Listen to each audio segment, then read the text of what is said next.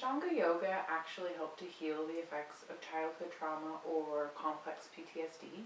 In this video, I'm going to share with you the 4 key themes of trauma-informed yoga and how Ashtanga Yoga is the perfect complement to each of those themes.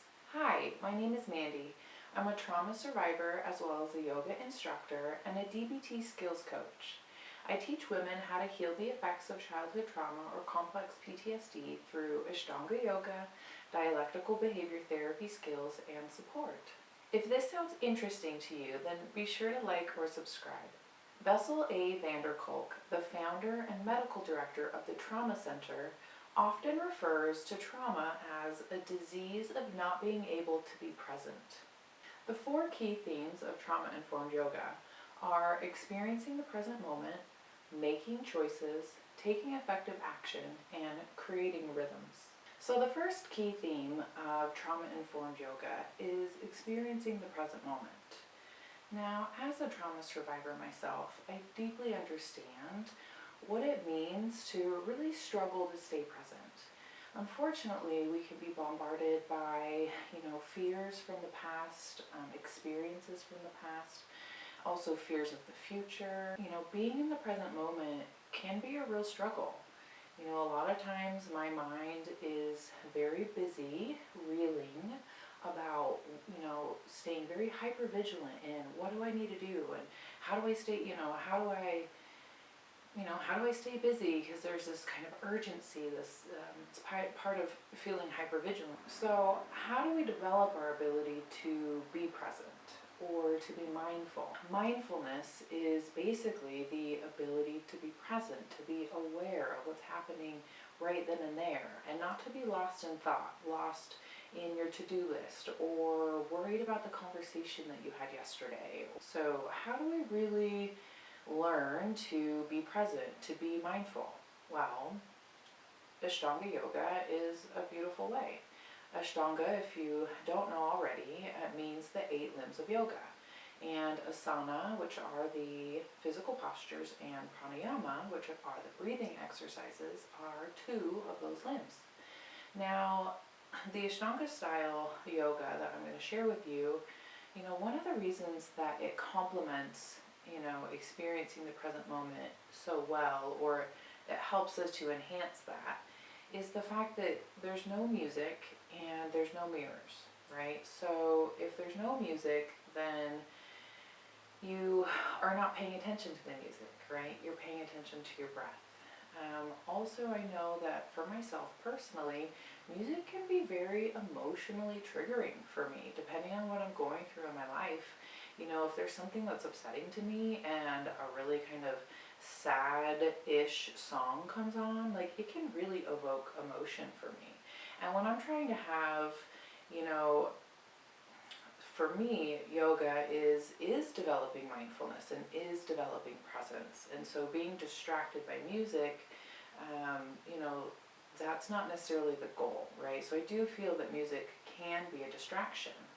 Also, mirrors. How distracting are mirrors, right? Because we're just sitting there staring at ourselves, and we're like, oh, why? Oh, there's a new little lump I didn't notice before, right? Or we're comparing ourselves to other people. If we're looking in the mirror and we're like, is this looking right? And honestly, that's not what it's about, right? If yoga is our tool for developing presence and developing mindfulness, then how do we really tap in? Well, taking away the distractions is a huge part of that. So taking away the music, which could potentially be distracting, and then also taking away the mirrors, because that could also be distracting, right? Super distracting. And then what do we focus on instead, right? Because our mind is a monkey mind, and it just kind of keeps going whether we like it or not. So while we're in our practice, focusing on our breath, our ujjayi breath, where we're engaging the back of the throat as if to fog a mirror, but with our mouth closed. So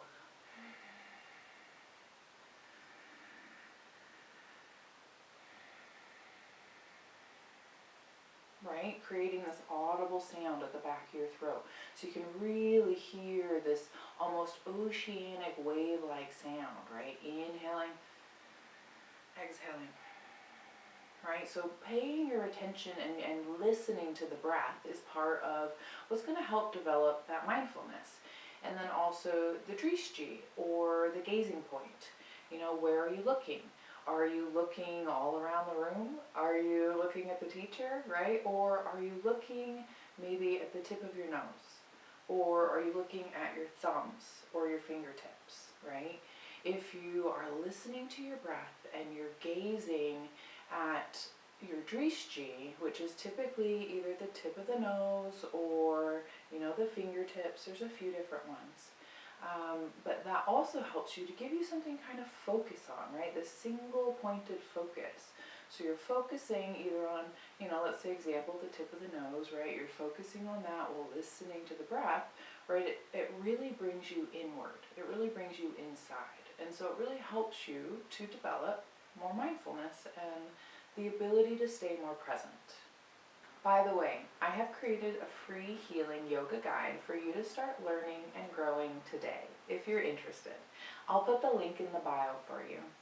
So the second key theme of trauma-informed yoga is making choices. It's really important for us to learn how to make good choices or effective choices for ourselves after we've experienced complex trauma.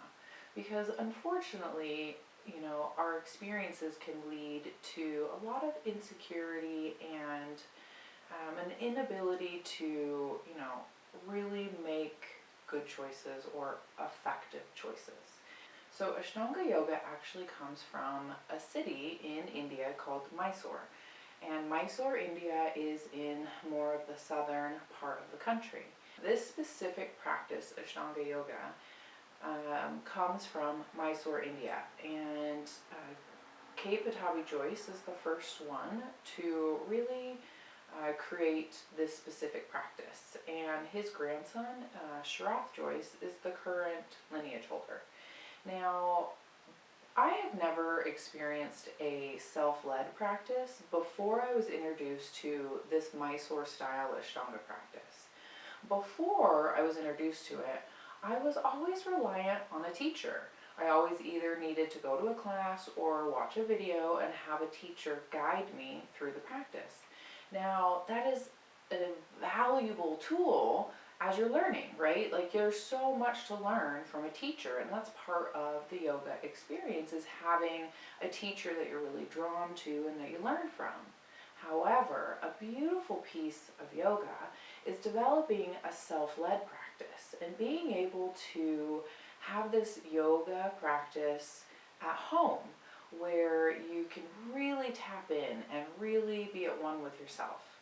And when we're learning Mysore style Ashtanga Yoga, you know, you walk into this room for the first time and everyone's kind of doing their own thing and you're like, what the heck is going on?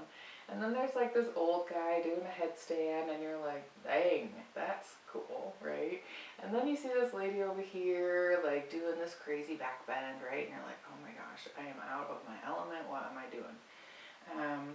But when, you know, if you're new, the teacher will approach you and introduce themselves, and then they'll give you a cheat sheet. And this little cheat sheet, which if you're interested, I can put the link in the bio for you.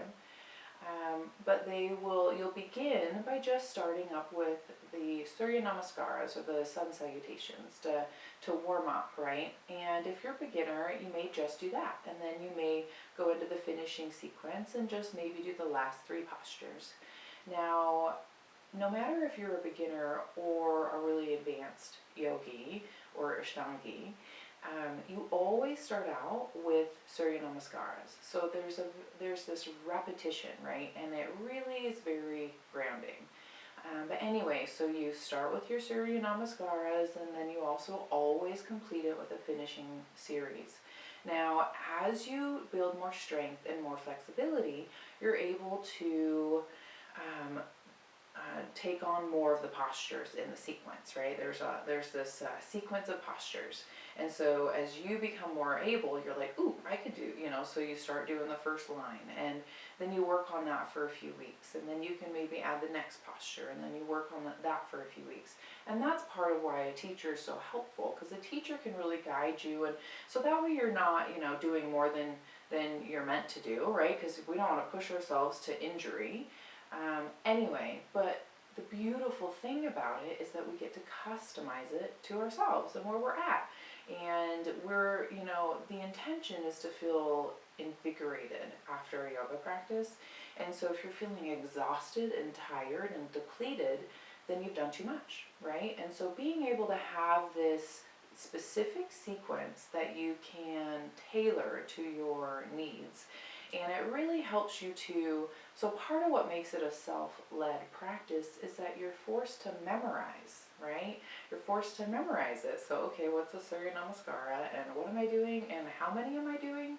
Oh, okay, I got to start out with 5, and then I got to do Surya Namaskara B, I got to start out with 3, so part of that's so beautiful, because, when we're like consumed with this monkey mind all the time, how do we really stay present?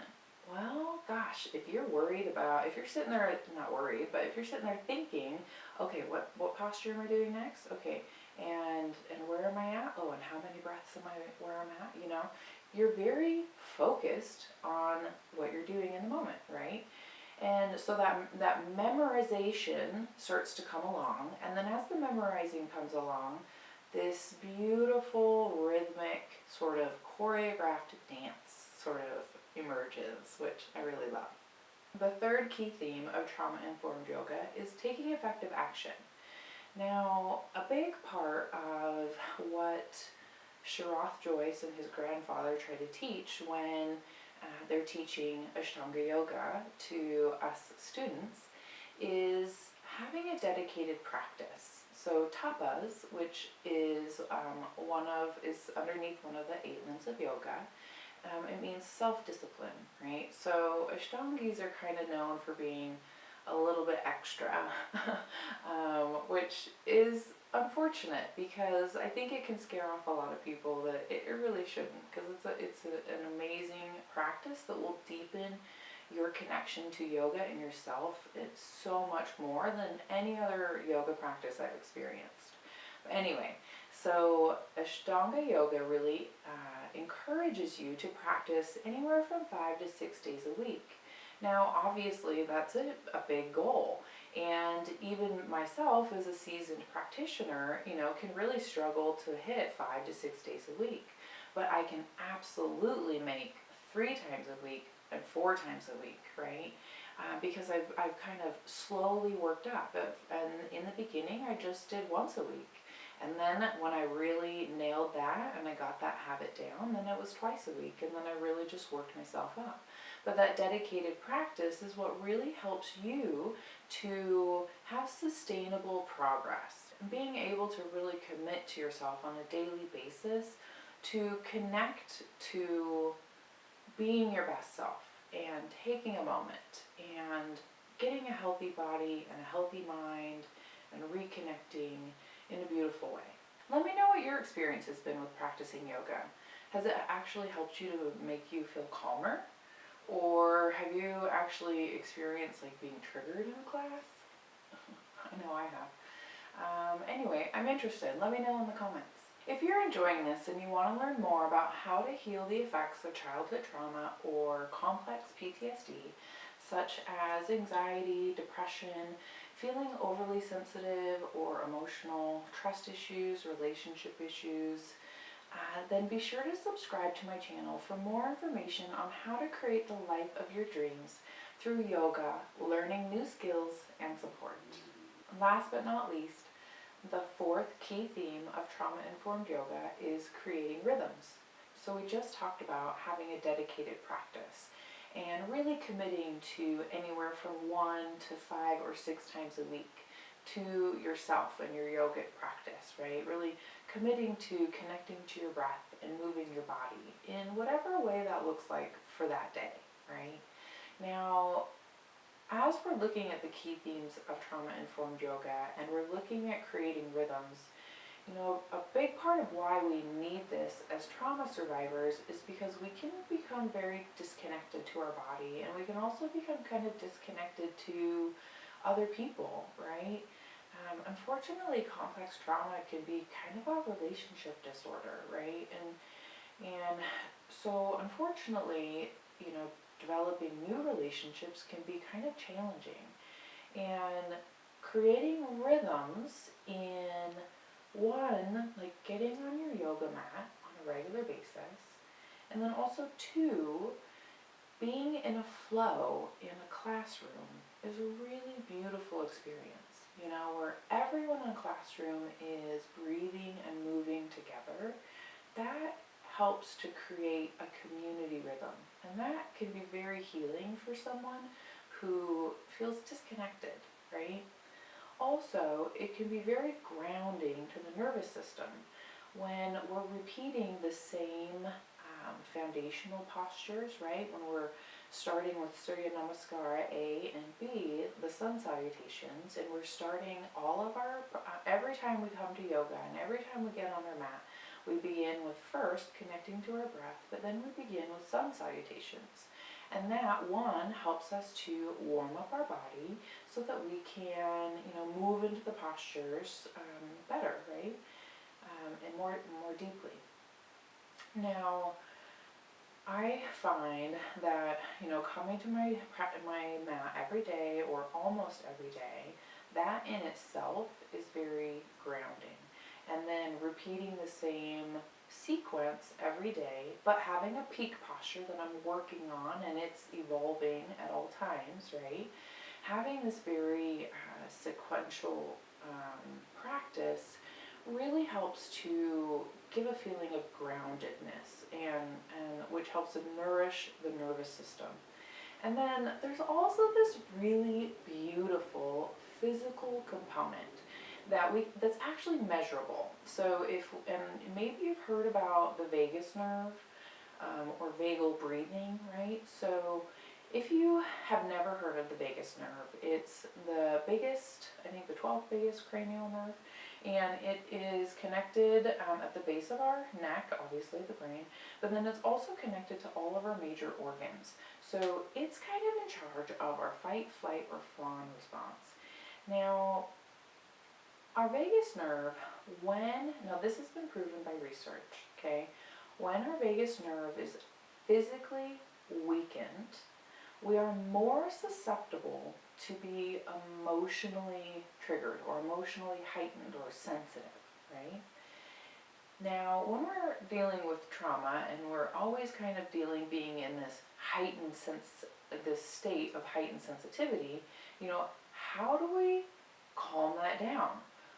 Well, by physically strengthening the vagus nerve, we can actually help to regulate our emotions. And the way that it does that is, so when our vagus nerve is strengthened, it helps us to maintain our stable homeostasis level longer before we become more emotionally heightened or over the top, maybe triggered or angry, right?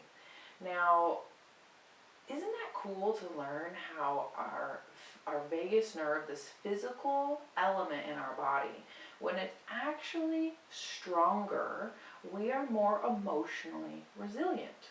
Now, isn't that amazing? I think that's amazing. So asana, the physical postures, and pranayama, the breathing exercises, are two amazing ways to help strengthen the vagus nerve. Really, you know, connecting to the breath and breathing deeply and controlled, right? All of these things that we are doing in yoga are helping us to strengthen that vagus nerve as well as our parasympathetic nervous system. Because, for example, when you're about to go into a back bend, your natural instinct is like, ah, alert, alert, like get out, like what are you doing? Like get out of the back bend, right? That's what your brain wants to tell you, right? But like I have to remind myself, I've already done this. I can do this, right? It's sort of that lizard brain or reptilian brain that comes and takes control. And so being able to connect to your breath and slow it down, right? Slowing down that breath is what helps to engage the parasympathetic nervous system, which helps to calm us down. So as we realize that our heart rate's starting to beat and our brain is starting to like, what are you doing, And then we slow down the breath, we use mindfulness, we slow it down, and then we work into our back bend nice and easy. That's the idea, the hope, right? While we're maintaining that slow breath, right? So that's a good example of like a moment in yoga where we're training ourselves to handle this little kind of stressful situation, but we're going to handle it with some grace, right? So this translates into normal life, and I promise you, it's amazing. It really helps. So in normal life, when you're in these situations where you're getting emotionally heightened, emotionally triggered, right? You come back to your yogic breath and you're like, right? And it helps to engage that parasympathetic nervous system, which helps to give that sense of feeling of calmness and ease, right? And so it's really helping to like train your body that I got this, I can handle this, I can do this, right? Which is a beautiful thing. So I hope that you enjoyed learning the 4 key themes of trauma-informed yoga, which are experiencing the present moment, making choices, taking effective action, and creating rhythms, right? And how Ashtanga Yoga is such a beautiful complement to each one of those themes. Now, if you're interested in practicing some Ashtanga Yoga with me, I'll link the video after this so that you can check it out and maybe move your body with me and maybe do some breathing and see what you think. Let me know. Again, don't forget to grab my free healing yoga guide. I'll put the link below. Or like and subscribe so that you can get easy access to my weekly videos. Until next time, I hope you have a wonderful day. Namaste.